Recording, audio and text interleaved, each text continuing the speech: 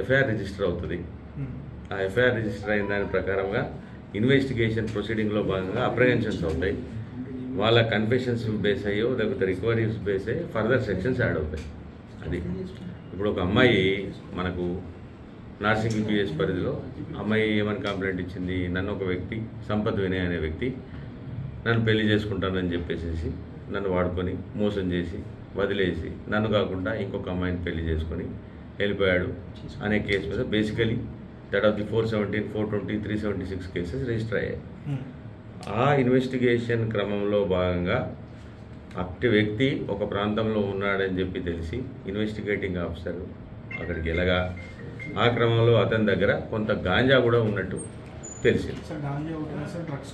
లేదు, ఓన్లీ గాంజా, అది కూడా స్మాలర్ క్వాంటిటీ దొరికింది. కాబట్టి ఆ క్వాంటిటీకి సంబంధించిన ఫర్దర్ కన్ఫెషన్స్ ఏం తీసుకున్నారు ఏంటి అన్న దాని మీద బేస్ అయ్యి రిమాండ్లో అవన్నీ కూడా యాడ్ అయిపోతాయి. ఇంకా basically I'm not the investigating officer here in this particular case. ఈ కేసుకి సంబంధించిన ఇన్వెస్టిగేటింగ్ ఆఫీసర్ దగ్గర నుంచి ఇంకా ఫీడ్బ్యాక్ తీసుకోవాలి. ఫర్దర్గా ఏదైతే క్రిమినల్ కంటెంట్ వస్తుందో ఆ కంటెంట్కి సంబంధించిన సెక్షన్స్ యాడ్ అయ్యి ఎవరైనా అక్యూజ్డ్ జైలుకి వెళ్తారు. ఒకవేళ బెయిలబుల్ సెక్షన్స్ ఉన్నాయనుకోండి, 41 ఇచ్చే సెక్షన్స్ అయితే 41 ఇస్తారు. అది 7 సంవత్సరాల నేరానికి సంబంధించిన లోపలగా ఉండి బెయిల్ ఇవ్వదగినవి ఉంటే అవి 41 ఇచ్చి పంపించి తర్వాత ఫర్దర్ ఛార్జ్షీట్ వేస్తారు.